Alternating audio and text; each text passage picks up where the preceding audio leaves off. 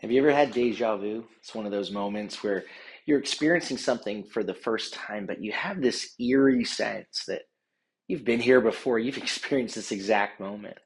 In Numbers 20, I think Moses must have felt like this was deja vu. Numbers 20, it's the 40th year in the desert.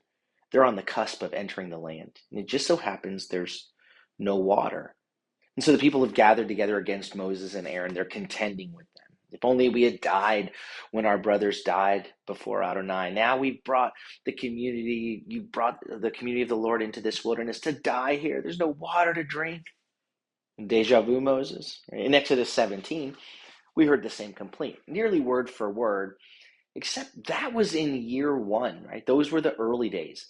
The people had just been delivered from Egypt. Sure, they had seen the miracles and walked through the Red Sea, but still, it was year one.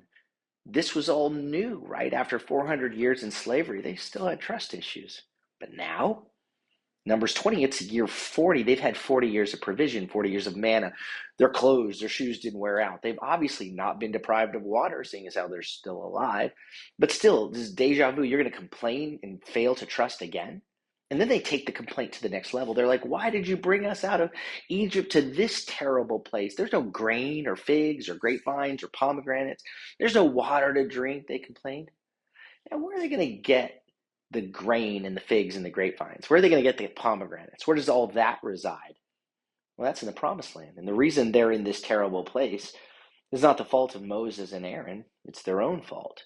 Right? They're not in the promised land enjoying the fruit because in Numbers 13 and 14, they failed to trust the Lord. And yet here they are again, right? Deja vu, not trusting.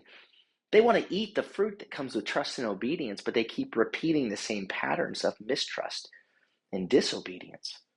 Failure to take responsibility for your sin, failure to recognize that there are parts of your current situation that are not the Lord's fault, and they're not necessarily someone else's fault, but they are in fact a result of your own actions.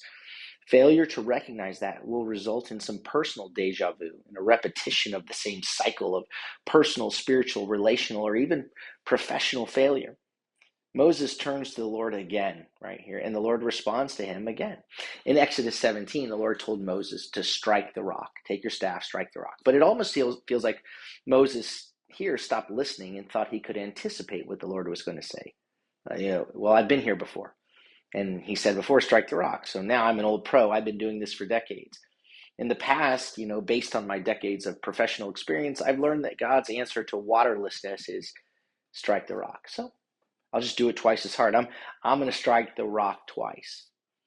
But the Lord didn't say strike the rock this time. He said, speak to the rock. There's a temptation for us to go on autopilot. It's the phrase, oh, I've been there. I've done that. I got this. This is what I do.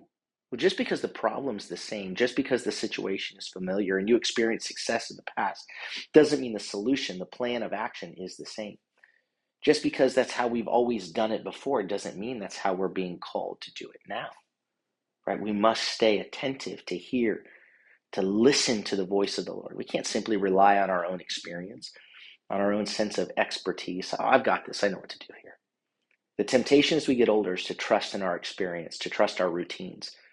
Like, we're pros, we know what to do, but no matter how much expertise we have, it doesn't matter if you're Moses himself, the Lord still wants us to stop and listen to him all the way through. Again, just because the problem looks the same doesn't mean the plan is the same. Just because God told you to handle it this way in the past doesn't mean he's telling you to do it that way today. He may be doing something new, and if we're not listening, we'll miss it. Whatever situation you're walking into, at home, at work, in ministry, don't assume you already know the solution or know the answer. Ask the Lord. Listen again. Listen fully. Don't just take the staff. Hear what he says to do with it. It may look like deja vu, but it might be something new.